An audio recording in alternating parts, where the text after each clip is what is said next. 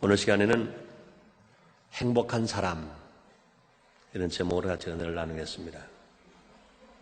한번 따라하시면 감사하겠습니다. 행복한 사람. 지난 시간까지 우리는 계속 축복 시리즈를 했어요. 이제 5월달은 특별히 가정의 달입니다. 그래서 행복에 대해서 한번 같이 생각을 더 해보자. 그래서 오늘은 행복한 사람, 이런 제목으로 같이 정했습니다. 행복 싫은 사람 있어요? 행복이 싫은 사람 있으면 한번 손 들어보시기 바랍니다. 정말 행복하길 원하시면 아멘 하겠습니다. 사람은 누구나 행복을 추구하면서 삽니다. 우리 앞에 행복이 있다고 믿으니까 살지, 내 앞에 행복이 없다 하는 사람은 자살할 수밖에 없을 것입니다. 그러므로 행복은 아름다운 내일을 바라보면서 꿈을 꾸면서 살아가는 것, 이게 행복입니다. 또 오늘을 누리면서 살아가는 것입니다. 오늘을 즐겁게 기쁘게 감사하면서 누리고 살아가는 것 행복입니다. 앞을 바라보면서 살아가는 것 행복이라면 오늘도 누리면서 살아가는 것, 이것이 행복인 것입니다. 누군가가 말했듯이 행복은 먼 데 있는 것이 아니라 가까운 데 있는 것입니다. 물론 완전한 행복의 단계는 미래에 가서 우리 천국 가서만 완전히 성취될 수 있습니다. 그와 동시에 현재 행복을 누리면서 살아가는 것 아주 중요합니다. 우리가 잘 아는 말들, 부흥회를 통해서나 예화를 통해서 많이 들었습니다. 무지개 소년 이야기가 있습니다. 누구나 잘 알고 있는 일입니다. 어떤 소년이 먼 곳 하늘에 걸려있는 무지개를 바라보고 그것을 잡으려고 쫓아가다가 산 넘고 가면 또 무지개가 저 들판에 가 있습니다. 들판에 가 있는 무지개를 또 잡으러 가면 또 강 건너가 있습니다. 그러다 해가 칩니다. 또 잠을 잡니다. 그 다음에 또 무지개가 또 떠 있습니다. 넘어가고 또 가고 또 가도 결과적으로는 그 무지개는 평생 쫓아갔지만 잡지를 못하고 평생을 허비하고 늙어버렸다는 이야기였습니다. 우리에게 큰 교훈이 됩니다. 또 어떤 농부가 일확천금을 꿈꾸고 금을 캐러 가자. 캐러 갔습니다. 그런데 금이 그렇게 있나요? 노다지가 있나요? 지쳐서 한 세월 다 보내고 자기 고향에 돌아왔습니다. 그런데 땅을 파다 보니까 그곳에 금덩어리가 있더라는 것입니다. 그러자 그는 금은 가졌지만 젊음을 잃어버렸습니다. 금은 가졌지만 누릴 수 있는 행복은 없었습니다. 이야기의 교훈은 행복을 가까운 데 찾아라 하는 말. 또 그뿐이 아닙니다.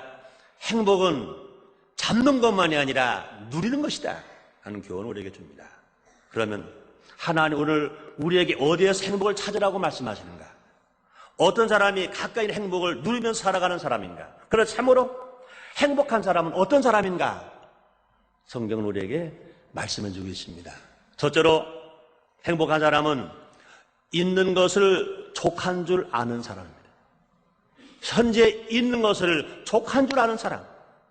지금 건강 있는 것, 지금 생명 있는 것, 지금 가정 있는 것, 지금 남편이 있고, 지금 아내가 있고, 오늘 이렇게 주일 성사하면서 하나님 앞에 나와서 신령과 진정으로 예배를 드리는 것, 아침밥 굶지 아니고 나와 먹는 것, 나와서 건강하고 예배를 드리는 것, 현재 있는 것을 족할 줄 아는 사람이 행복한 사람입니다. 바울이 말합니다.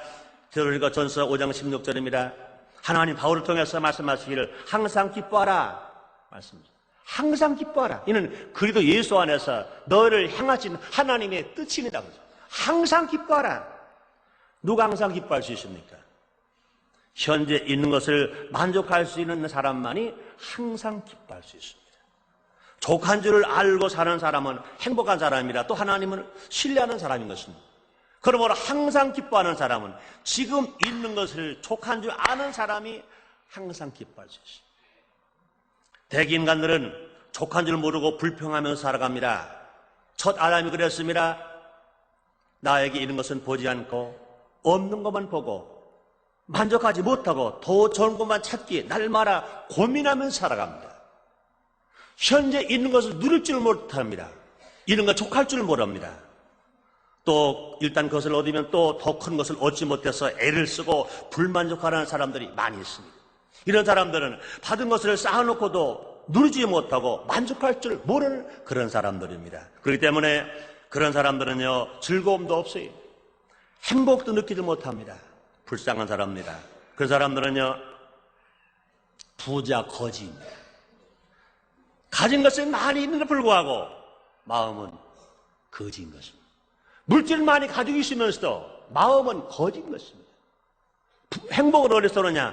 마음이요. 천국이 여기 있다 저기 있다 내 마음에 있다고 그랬어요.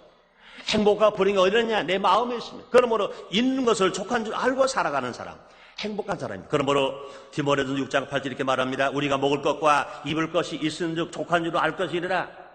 하나님이 사도 바울을 통해서 말씀하십니다. 우리가 먹을 것과 입을 것이 있은즉 족한 줄로 알 것입니다. 또 우리가 꼭 알아야 할 것은 욕심과 소망은 다릅니다. 분명히 주님은요, 네 입을 넓게 열라, 내가 채우리라 말씀하십니다. 기독교 신앙은 믿음, 소망, 사랑입니다. 우리에게 소망이 있다고 그래서 그 소망과 욕심은 다른 것입니다. 소망이 있는 사람은 오늘을 있는 것을 족한 줄 알고 즐거워하고 감사하면서 나의 마음, 나의 시간, 나의 물질, 나의 재능 모든 것을 하나님께 드리면서 나누면서 즐겁게 오늘을 기쁘게 사는 사람, 그런 사람인 것입니다. 그러나 욕심 있는 사람은요, 오늘 자기가 가지고 있는 것을 만족할 줄 모릅니다. 누릴 줄 모릅니다. 그냥 움켜만 잡을. 소망과 욕심은 전혀 다른 것입니다. 하나님은 우리 모든 사람들에게 행복하게 살 수 있는 요건을 다 허락해 주셨습니다. 하나님께서 우주 만물을 창조하시고 인간에게 필요한 모든 것을 갖추어 놓으셨습니다. 우리가 하나님께서 주신 것을 잘 누리는 비결을 안다면 우리는 얼마든지 행복한 사람이 될 수 있습니다. 그 비결은 나에게 있는 것을 족한 줄 알고 현재 그것을 누리고 살아가는 것입니다. 전도서 5장 18절입니다. 사람이 하나님이 주신 바 그 일평생에 먹고 마시며 해 아래서 수고하는 모든 수고 중에서 낙을 누리는 것이 선하고 아름다운 것을 내가 보았나니 이것이 의의 분복이로다. 하나님이 주신 것을 누리고 살아가는 것, 낙을 즐기고 살아가는 것, 이것이 하나님 우리에게 준 분복이라는 것, 하나님 우리에게 준 축복이라는 것입니다. 나에게 무엇이 있는가를 찾아보아야 할 것인 것입니다. 나에게 있는 것, 그것이 바로 하나님께 나에게 허락하신 복인 것입니다. 예를 들어서 나에게 있는 가족, 나의 친구, 우리 교회, 나의 집, 내가 다니는 학교, 내가 일하는 직장, 크든지 작든지, 올걸 많이 주든지 적게 주든지, 이런 거 힘들든지 힘들지 않들든지, 그 내가 땀 흘리고 애쓰고 수고할 직장이 있다는 것, 이것도 얼마나 복인지 모릅니다. 그렇습니다. 현재인은 좋은 것들의 목록을 작성해보고 또 하나님의 은혜에 감사하는 사람은요, 행복을 살 수 있는 것입니다. 불행한 사람들은요, 없는 것만 쓸 거예요. 그런 행복을 느낄 수 있는 사람들은 있는 것만 씁니다. 여러분, 있는 거 써보세요. 오늘서부터 밤 주무실 때까지 다 써도 여러분이 가지고 있는 것 다 쓰질 못할 것입니다.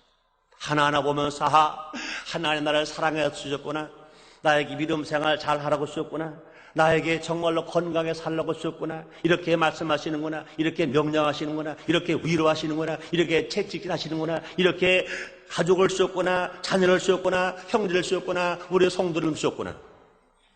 그래서 혹시라도요, 쓸 게 없으면 우리 순복음 인천교회 6만 5천 성도 이름 다 쓰세요. 나에게 믿음의 동지로, 기도의 동지로 이런 분 주셨구나, 최성교 목사님도 주셨구나, 한기영 목사님도 주셨구나, 오늘 장로하신 원영원 장로님도 주셨구나, 이영만 지휘를 주셨구나, 성가를 주셨구나, 나에게 신앙생활 하기 위해요, 이렇게 좋은 분 주셨구나. 그런 분들 이름을 한 분 한 분 다 써보세요.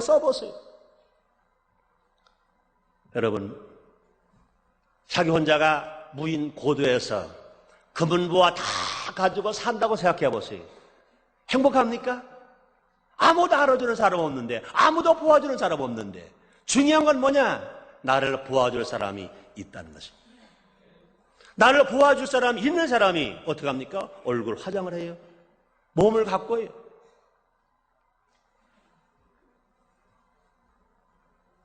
또 행복의 적극적인 자세는 뭐냐? 항상 기뻐하는 것입니다.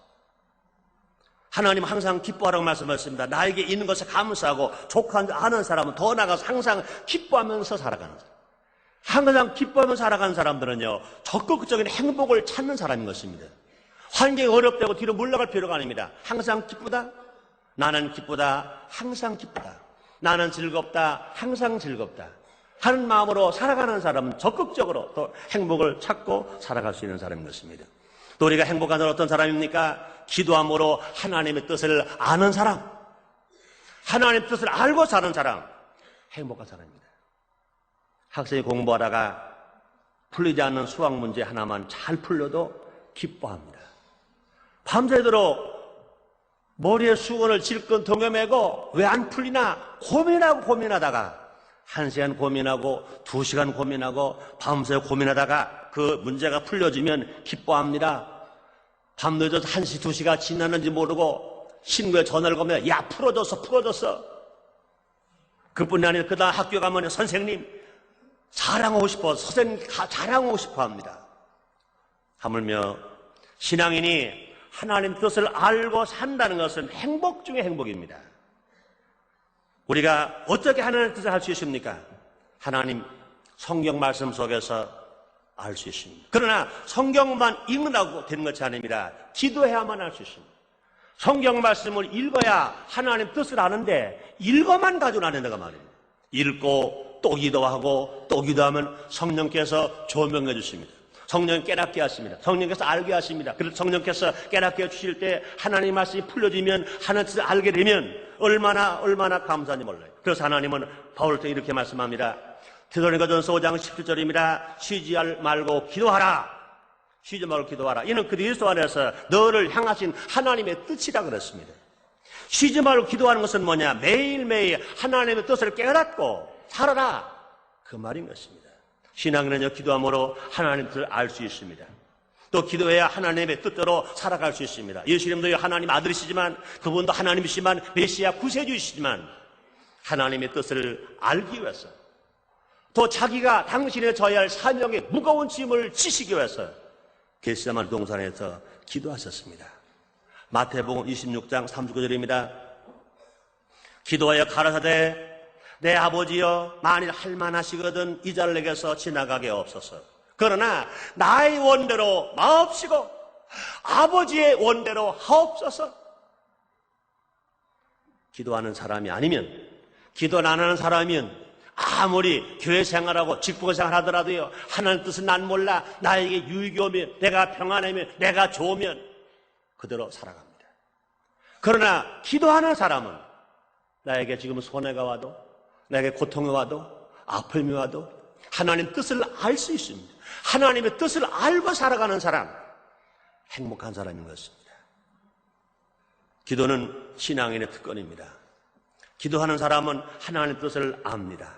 기도하는 사람은 행복합니다. 그러므로 기도하는 시간은 즐거운 시간이라고 찬송가 가사를 쓴 사람 말합니다. 그렇습니다. 기도는요, 우리의 삶의 문제들을 극복해 나갈 수 있는 방법이기 때문에 그렇습니다.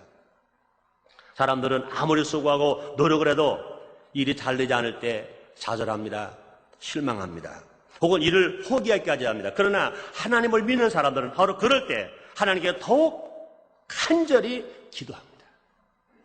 기도는 모든 문제의 해답입니다. 축복의 통로입니다. 하나님은 기도하는 사람들을 결코 애면하지 아니하십니다. 에레미야 33장 3절입니다. 너는 내게 부르짖으라 내가 내게 응답하겠고 네가 알지만 큰 비밀을 내게 보이리라 말씀했습니다. 그러므로 우리는 기도를 통해서 그 문제들을 극복하면서 살아갈 수 있습니다. 또 기도는 지혜로운 사람을 만듭니다. 사람이 이 땅에서 아무리 유능하다고 하더라도 하나님이 복주지 아니하시면, 하나님이 힘을 주지 아니하시면, 하나님이 함께 주지 아니하시면 결코 성공할 수가 없습니다. 자신의 노력과 수고를 다 한다고 해서 정당한 열매를 거두기 위해서는 하나님의 공의를 믿고 기도하는 사람이 되어야 할 것입니다. 기도하는 사람, 그러므로 결국에는요, 악은 정복되고 선이 승리한다. 우리는 이것을 알 수 있습니다. 그러므로 하나님의 살아계심을 간접적으로 인정하는 그런 삶, 이것이 진실로 하나님으로부터 사랑받고 축복받는 인생이 되는 것입니다. 잠언 16장 1절입니다. 마음의 경영 사람의 것이도 말의 응답 여호와께서 나누리라 말씀했습니다. 그러므로 인간의 노력 플러스 하나님의 복 이꼬로 인간의 행복입니다. 하나 더하기 하나가 둘만 가지고는 우리는 행복하게 살 수 없습니다. 하나 더하기 하나가 더 거기에 하나님께서 플러스 알파를 더해주실 때 거기에 영혼이 잘 뛰고 범사 흥통하고 강건하며 생명을 때 풍성히 여는 축복을 받고 살아갈 수 있습니다. 그래서 지혜로운 사람은 자기를 믿기 전에 하나님을 믿고 사람을 믿기 전에 하나님의 능력과 섭리를 믿는 것입니다. 그러므로 정말 행복한 사람은 어떤 사람이냐? 하나님의 뜻을 아는 사람, 하나님의 뜻을 알고 살아가는 사람이 행복한 것입니다. 그러기 위해서는요, 늘 행복해지기 위해서 우리는요, 쉬지 말고 기도해야 할 것인 것입니다. 그래서 하나님께는요, 쉬지 말고 기도하라 명령하십니다. 이것은 우리를 축복하시기 위해서 하나님 깊은 배려에서 나온 말씀입니다. 늘 기도하는 사람은 외롭지 않습니다. 늘 기도하는 사람은 좌절하지 않습니다. 또 늘 기도하는 사람은 하나님의 뜻을 확실하게 압니다. 그럼 우리가 날마다 왜 기도해야 되느냐? 하나님 뜻을 알기 위해서 기도해야 됩니다. 아침 새벽 기도할 때 하나님 아버지, 내가 오늘 어떻게 살아야 합니까? 하나님 뜻을 알기 위해서 기도합니다. 또 하루를 살면서 하나님 기도를 합니다. 혹이라도 내가 아침에 주님 뜻을 알고 나오는데 환경 때문에 하나님의 뜻이 혹이라도 어그러지지는 않았습니까? 하고 기도하는 겁니다. 하룻밤 이제 하루를 마치고 기도를 합니다. 하나님, 내가 정말 주님의 뜻대로 산다고 시작했는데 오늘 하나님 뜻대로 살았나요? 하고 반성하는 것입니다. 모두가 다 기도해 볼 때 아침에 하나님 뜻을 알고 나가는 걸 그대로 살았다면 하나님 앞에 두 손 들고 감사할 것입니다. 하나님, 내가 주님의 뜻을 알고 주님 중심으로 살았습니다. 하나님 감사합니다. 하루를 내가 이제 실패당하지 아니하고 믿음으로 하나님 뜻을 알고 실천하고 살게 만들어주셨으니 하나님 감사합니다 하고 살 것입니다. 그러나 만약에도 하나님 뜻을 알았으면서도 내가 세상에 눈이 어두워서 내가 연약해서 넘어지고 쓰러졌다면 하나님 아버지 또 잘못했네요. 네, 또 쓰러졌네요. 또 넘어졌네요. 내가 내일부터 넘어지지 않겠습니다. 오늘 이 밤에 주님 나를 만나 주시옵소서. 힘을 안 되고 능을 여호와 쓰러진다고 하십니다. 내가 인정하는 성령님이시여, 내가 사랑하시는 성령님이시여, 내가 환영하는 성령님이시여, 내 안에 오셔서 나를 살아야 봐주시고 나와 함께 해주시옵소서 하고 기도할 때 성령이 역사해 주심으로 말미암아 힘을 얻게 되고 우리가 반성하게 되고 회개하고 용서받아서 새로운 삶으로 살아가는 우리 모두가 다 되게 될 줄 믿습니다. 그렇습니다. 늘 기도하는 사람 외롭지 않습니다. 늘 기도하는 사람은 좌절하지 않습니다. 그래서 기도하는 사람 행복한 사람입니다. 그리고 믿음의 기도는 때때로 기적을 살출할 수 있습니다. 야고보서 5장 15절입니다. 믿음의 기도는 병든 자를 구원하리니 주께서 일으키시리라. 혹시 저가 죄를 범하였을지라도 사하심을 받으리라. 주님 말씀하십니다. 사랑하는 성도님들이여, 여러분 다 기도함으로 말미암아 주님의 뜻을 알고 사는 삶 속에서 날마다 행복하며 살게 되시기를 주 이름으로 축원합니다. 세 번째, 행복한 사람은 어떻게 삽니까? 약속만 받고도 받은 줄로 믿고 사는 사람. 약속만 받고도 받은 줄로 믿고 사는 사람, 이런 사람은 행복한 사람입니다. 행복한 사람은요, 있는 것에만 만족하지 않습니다. 없는 것까지도 있는 것처럼 실제로 누리면서 살아가는 사람, 이것은 하나님의 약속으로만 가능합니다. 하나님의 약속을 믿는 사람만이 가능합니다. 세상 사람 말은 이렇게 믿다가는요, 믿음도 없게 발칙혀버려요. 세상 사람을 믿다가는요, 망해버려요. 그러나 하나님의 말씀은 하늘이 무너지고 땅이 꺼져도 1점이라도 변치 않은 말씀인 것 믿으시면 아멘 하겠습니다. 그렇습니다. 믿음에 대해 일반적인 믿음이 있고요, 성경적인 믿음이 있습니다. 일반적인 믿음은요, 어린아이를 잉태한 산모는요 10달이 될 때까지 기다립니다. 10달이 차면 아이가 나올 것을 굳게 믿고 그날만을 바라보면서 자신을 목적지까지 어려움이 와도, 온갖 어려움이 와도, 고통이 와도, 불편함이 와도 감수하면서 희망을 가지고 살아갑니다. 10달이 지나면 내 아이가 나온다. 지금은 내가 배가 부르고 음식 먹기가 힘들고 때로는 부토증이 나고 내가 고통스러워도 10달이 지나면 내 몸에서 아기가 나온다. 그런 믿음을 가지고 있습니다. 그 믿음을 가지고 있기 때문에 그날을 바라보면서 온갖 고통과 불편함을 감수하면서 희망차게 살아갑니다. 또 사람들은요, 차나 비행기를 타면 그것이 사실 목적지까지 데려다 줄 걸 믿기 때문에 안심하고 타는 것입니다. 그뿐이 아닙니다. 환자가 병원에 가면 그렇게 아팠던 것이 수술하고 나면 나는 깨끗이 나을 수 있다 하기 때문에 의사가 칼을 들고 수술하더라도 보동치지 않습니다. 반항하지 않습니다. 그냥 믿는 거예요. 의사가 나를 수술해서 날 깨끗하게 치료해줄 수 있다고 믿는 거예요. 그뿐이 아닙니다. 여성들이 미장원에 가면 가위 가지고 머리를 막 자를 거예요. 또 뜨거운 고대 가지고 막 머리를 막 한다고. 이 미장원의 미용사가 내 머리를 아름답게 만들 거다 하니까 가만히 그 뜨거운 숯불을 머리에 익어도 참는 거예요. 마찬가지입니다. 남자들이요, 미장원에 가면요, 시퍼런 면도칼을 가지고 미용사가 막 합니다. 그거 슬쩍만 건드리면 가는 거예요. 그러나 그 이발사는, 그 면도사는 자기 얼굴을 깨끗하게 해줄 것을 믿기 때문에 있는 거예요. 근데 그것도 못 믿는 사람들은요, 병원도 안 가요. 그걸 못 믿는 사람은요, 미장원도 안 가요. 그걸 못 믿는 사람은요, 이발관도 안 가요. 이런 것들은 다 일반적인 믿음이 있는 것입니다. 그래서 우리가 세상 살아가는데요, 문화인으로 살아가려면 적어도 사람과 사람 믿는 일반적인 믿음이 있어야 문화인으로 살아갈 수 있습니다. 문화를 거부하는 사람은요, 사람끼리도 안 믿어요. 사람끼리 안 믿는 사람은요, 이제 산소에 가서 청학동 할아버지 모시고 청학동 어린이처럼 살아가야 할 것인 것입니다. 근데 우리는요, 그것이 진실된 믿음은 아닙니다. 우리가 믿는 믿음은 뭐냐? 성경적인 믿음. 그렇습니다. 성경적인 믿음은 뭐냐? 일반적인 믿음 플러스 하나님의 말씀에 대한 믿음, 그것이 축복과 기적을 가져오는 것 믿으시기를 바랍니다.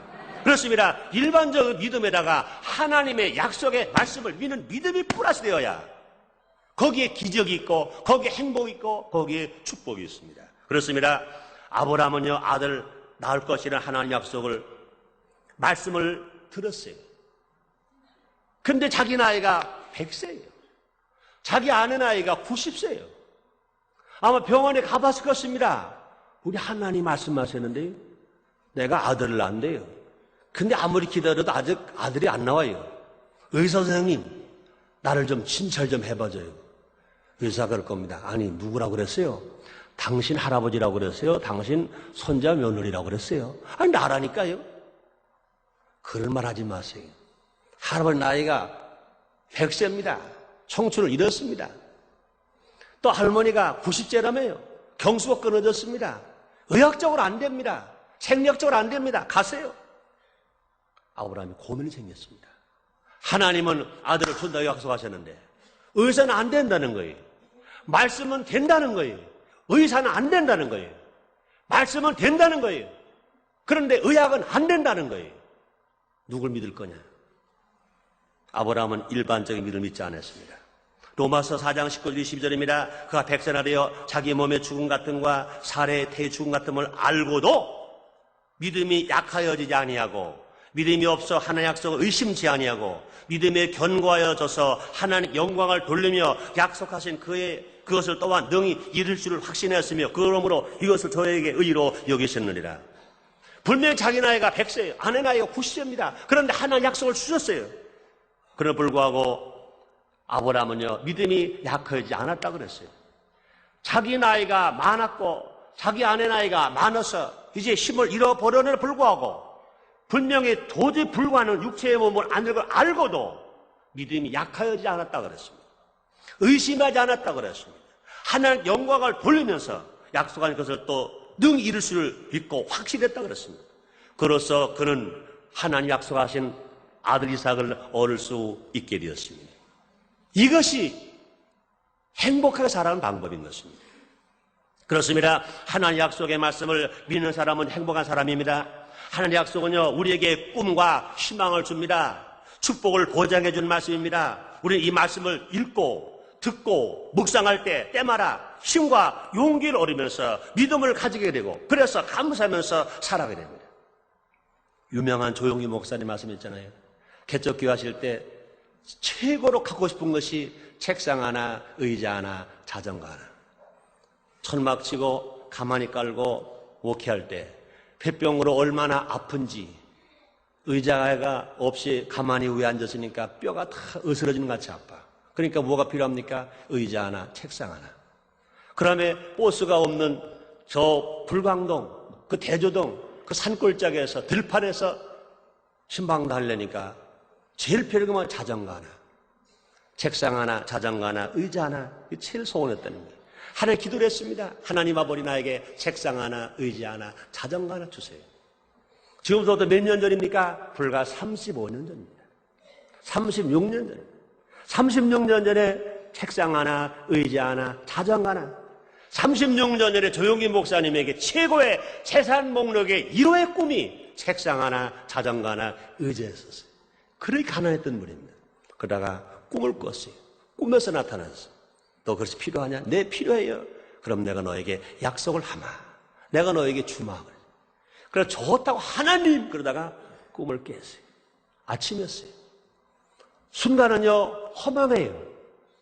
그런 것이 하나 약속한 꿈이기 때문에 아침에 나와서 싱글벙글 책상 하나, 자전거 하나, 의자 하나. 하나님 고맙습니다. 하나님 감사합니다. 그랬어요. 그랬더니 최자실 같이 목회하시는 당시에 전도사님이 물었습니다. 아니 저 전도사님 뭐가 그렇게 기뻐요 아침에. 하나님 나에게요 책상 하나, 의자 하나, 자전거 하나 주셨어요. 그 가난한 목회에 그 정도 재산 목록이 들어왔다니까 최자실 목사 눈이 환해졌어요. 뭐요? 어디 있어요? 여기 있어요. 아니 여기 있다니까 무슨 말이에요? 하나님 나에게 약속하셨어요. 그랬더니 헤이 꿈은 누가 꿨어요? 조용기 목사님이 꿨어요. 꿈을 꾼 조용기 목사님은 약속만 받고도 신나는 거예요. 그러나 꿈은 최자실 목사 꾸지 않았어요. 날마다 기뻐했더니 날마다 감사했더니 얼마 가지 않아서 선교사님이 안식년이어서 미국으로 돌아갈 때 꼭 그분이 쓰시던 최고의 좋은 3단 자전거, 그분이 쓰는 최고의 좋은 책상, 최고의 좋은 의자를 자전거에 싣고 그 천막교회로 들어오면서 돌아가면서 그렇게 신나게 노래를 불렀다는 것입니다. 그렇습니다. 사랑하는 성도 여러분, 조용기 목사님의 그 과거의 목회 생활이 얼마나 힘들었습니까? 생활이 얼마나 가난했었습니까? 그분도요 아브라함처럼 약속만 받고도 기뻐했어요. 약속만 받고도 즐거워했어요. 이것이 진실로 행복한 사람입니다. 성경은 우리에게 성경 66권을 통해서 우리에게 많은 약속을 주었습니다. 주 예수를 믿어라 하나님 아들 된다. 천국을 믿어라 너에게 준다. 치료를 믿어라 건강하게 된다. 하나님 말씀을 믿어라 축복을 준다. 약속의 맛이 꽉꽉꽉 차 있어요. 성경 66권에 무려 32,500가지 약속이 주어져 있어요. 우리는요 다른 건 다 없어도 약속의 말씀만 딱 내 겁니다.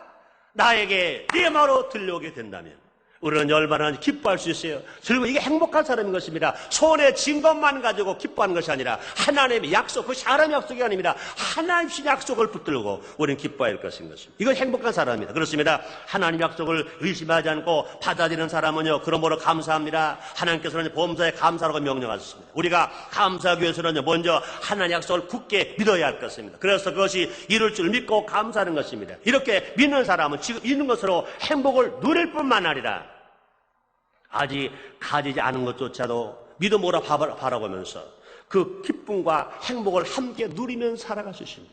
사랑하는 여러분들이요 아무리 세상 많은 사람들이라도요 우리 가지고 있는 것만 기뻐하는 어떻게 다 기뻐합니까? 대통령 돼보세요. 될 때까지요 별 힘을 다하여 대통령 된다고 합니다. 되고 나서 과연 기쁜가요? 고민이 많아, 힘든 일이 많아. 그러나 중요한 건 뭐냐? 내가 가진 것 봐라, 내 손에 쥔 것 봐라. 하나님 약속하신 것을 붙들고 감사할 수 있는 사람은 항상 기뻐할 수 있는 사람이요 범사에 감사할 수 있는 그런 사람이 행복한 사람들인 것입니다. 사랑하는 성도 여러분, 하나님 약속을 이미 받은 줄로 알고 사시기를 주님으로 축원합니다. 그렇다고 우리는요 하나 우리에게 뭘 약속했습니까? 천국을 약속했어요. 천국을 가지고 있는 거 믿으시기를 바랍니다. 건강 약속했어요. 건강을 가지고 있는 거 믿으시기를 바랍니다. 부유를 약속했어요. 부유가 여러분 생활 속에 나타나는 걸 믿으시기를 바랍니다. 네 번째 하나 더 말씀합니다. 행복한 사람은 어떤 사람이냐? 남을 인정하는 사람입니다.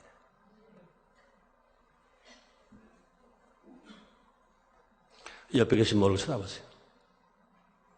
나는 성도님을 인정합니다. 인사하세요. 우리가 행복한 삶을 완전하게 만들기 위해서는 이웃과 관계를 고려해야 할 것입니다. 나 혼자 아무리 행복하더라도 이웃이 불행하면 난 행복한 사람이 아닙니다. 사회가 혼란하면 난 행복한 사람이 아닙니다. 더더군다나 나라가 불안정하다면 그런 행복은 오는 것이 아닌 것입니다. 나라가 불안하다, 사회가 혼란하다, 이웃이 불행하다, 절대로 행복한 사람이 아닙니다. 행복은 서로 나눌 때 더욱 커지는 것이라고 말합니다. 슬픔은 나눌수록 작아지고 기쁨은 나눌수록 증가됩니다. 우리의 기쁨과 행복은 나에게서 완성되는 것이 아니라 이웃에게 영향을 미치게 되고, 그래서 이웃과 함께 기뻐하고 즐거워할 때 비로소 행복은 완성됩니다. 나 혼자만의 행복은 행복이 아닌 것입니다. 그럼 우리는 남의 행복을 함께 기뻐해 줄 수 있어요. 우리나라 사람들이 했던 말들 중에 꼭 고쳐야 할 말, 고칠 말이, 완전히 버려야 할 말이 있습니다. 사촌이 땅을 세면 배가 아프다. 이런 삶으로 살아가는 사람은요, 천석권, 만석권 가지고 살아도 그 사람은 행복을 맛보는 사람이 될 수 없습니다. 이런 말이 바뀌어져야 됩니다. 나 이웃이 잘 되고 행복하면 나는 그로 인해서 더 기뻐할 수 있는 사람. 이것이 천국 시민의 삶의 모습인 것입니다. 그래서 배가 아파서 잠 못 이루는 사람은 없어지고 항상 기뻐하는 사람, 행복한 사람은 많아지는 거예요. 옆에 사람이 잘 되는 걸 보고 내가 막 기뻐해봐요. 옆에 사람이 땅을 사고 옆에 사람이 전도를 하고 옆에 사람이 축복을 받는 걸 막 기뻐해보세요. 나 혼자 내 것을 보고 기뻐할 일은 얼마 안 생기지만, 그런 남의 것 보고 기뻐하면요 막 기쁘게 생기는 거예요. 그걸 다 받아들일 수 있는 사람들은요 너무너무 기뻐서요 아마 입을 못 다물 겁니다. 할 거예요. 그리고 신문에서도요 어떤 사람은요 가십남만 봅니다. 못된 기사만 찾아요. 나는 그런 기사 보기 싫어요. 그런데 신문에 보면요 좋은 기사가 오면 눈이 번쩍 나요. 난 그래 가끔 이 신문을 가지고 들어 올라올 때가 있잖아요. 너무너무 좋아서, 좋은 기사를 보면 너무너무 좋아서 이 강날에 설교하러 올라올 때 그 기사를 가지고 올라와 읽어줄 때가 있잖아요. 행복한 사람은 어떤 사람입니까? 슬픈 소식을 버리고 기쁜 소식을 찾는 거예요. 이웃의 기쁨을 보고, 이웃의 행복을 보고, 이웃의 즐거움을 보고 박수를 쳐주는 거예요. 그럴 때는요 누가 기뻐해요? 내가 더 기쁘게 살고 내가 행복하게 살아가는 겁니다. 이런 사회가 되어야 정말로 천국이 이 땅에 이루어지는 것이요, 우리가 사는 이 사회가 맑고 환하게 될 것입니다. 남이 잘하는 것은 그대로 인정하고 본받아야 합니다. 우리는 평생 서로를 통해서 배우면서 살아갑니다. 다른 사람이 잘하는 것을 보면 질투하면 안 됩니다. 시기해도 안 됩니다. 칭찬해주고 인정해줘야 내가 행복한 사람 됩니다. 잘하는 사람 보면 자꾸 시기나고 질투나면요 그 배가 아파 어떻게 살아요? 잘하는 사람 보면요 칭찬해줘야 돼요. 인정해줘야 됩니다. 이런 사람이 진실로 행복하게 살아갈 수 있습니다. 그뿐이 아닙니다. 이웃과 화목하면 행복해질 수 있습니다. 하나님께서는 항상 사랑 안에서 가장 기여하며 너희끼리 화목하라고 말씀했습니다. 잠언서에서는요 마르도 한 조각만 입고도 화목한 것이 육신의 집에 가득하고 다투는 것보다 나으리라 그랬습니다. 예수님께서는요 소금은 좋은 것이라도 만일 소금이 그 맛을 잃으면 무엇을 짜게 하리요? 너희 속에 소금을 두고 서로 화목하라 말 가르치고 있습니다. 그래서 하나님 앞에 예물을 드리기 전에 형제와 먼저 화목하라고 성경은 예수님께서 말씀하셨습니다. 그렇습니다. 우리 형제와 우리 이웃과의 화목은 이처럼 중요한 것입니다. 우선시 되어야 할 것입니다. 팔복 중에서도요 화평케는 자가 복이 있다고 하시고 하나님의 아들이라 일컬음을 받을 것이라 말씀하셨습니다. 화평케는 복이 있나니 하나님의 아들이라 일컬음을 받으리라 말씀하셨습니다. 그렇습니다. 이웃과 화목하는 사람은 행복한 사람입니다. 이웃과 화목하는 하나님의 축복을 받는 사람입니다. 그렇습니다. 이런 사람은요 사회에서 인정을 받습니다. 또 여러 사람들로부터 또 존경을 받습니다. 필요한 때 언제나 도움을 얻을 수 있습니다. 원수를 만들면 불행하게 되지만 서로 화목하면 행복하게 됩니다. 서로 화목하면 도움는 사람이 언제선가 도와줍니다. 우리가 화목하는 사람 되면요 기도해주는 사람이 많이 있습니다. 여러분 그걸 느낄 거예요. 화목한 사람은요 자기도 모르는 때 자기를 기도해주는 사람들이 수없이 많습니다. 화목을 만드는 사람들을 위해서 격려해주고 위해서 기도해주는 사람이 많이 있다는 것입니다. 예화 한 가지 하고 말씀 마치겠습니다. 옛날 깊은 산속 통나무 집에 한 노인이 살았어요. 하얀 수염이 무릎가 내려온 이 노인은 세상에 온갖 지혜를 다 가지고 있는 사람이에요. 욕심 없이 산 사람. 하늘의 지혜를 다 가지고 있는 사람. 그래서 그 노인이 어쩌다 마을에 내려오면 온 마을 사람들이 그 사람의 말을 들으려고 막 모여요. 막 모여듭니다. 어느 날 노인은요, 마을 사람들에게 행복의 비밀을 가르쳐 주겠다 그랬더니 이제 그 말을 듣기 위해서 사람들이 막 인산이로 막 모입니다. 그런데 그 할아버지가, 그 노인이 단서를 붙였어요. 내가 행복을 말할 것인데, 행복의 비밀을 말할 것인데 이것은 아무에게나 말할 수 없다. 아무나 말. 이 말을 들을 수 있는 사람에게만 말한다. 그랬어요. 그래서 사람들이 이랬어요. 행복한 사람 누굴까? 그러니까 아름다운 사람이 행복할 것이다. 그래가지고 그 마을에서 제일 아름다운 사람을 보냈어요. 그랬더니 그 노인은요, 그 소녀를 돌려보냈어요. 난 너에게 그 행복의 비밀을 말할 수 없다. 그랬어요. 다시 이제 동네 사람들이 논의했어요. 누가 제일 행복할까? 돈 많은 사람 행복할 것 아닌가. 돈이 제일 많은 사람을 또 보냈어요. 이때도 노인은 입을 열지 않았어요. 노인은 너무 슬펐어요. 아름다움, 그것이 행복이라고 생각하는 사람들의 생각. 돈 많은 것이 행복하다고 생각하는 그 사람들의 생각을 보면서 아주 슬퍼했어요. 그런데 마침 그 노인이 지나가는데 작은 새를 한 소년이 가슴에 안고 막 울고 있어요. 울어요. 작은 새를 안고 울고 있어요. 너 왜 우니? 그랬더니 이 새가 다쳤어요. 얼마나 슬픈지 몰라요. 이 새가 다쳤다고요. 그래서 새가 다친 것이 불쌍해서 내가 이렇게 울고 있어요. 대답했어요. 노인은 그때 눈이 번쩍 띄었어요. 노인이 오히려 기뻐했어요. 이제야 행복의 비밀을 말할 사람을 내가 만났다. 그 어린 소년에게 말합니다.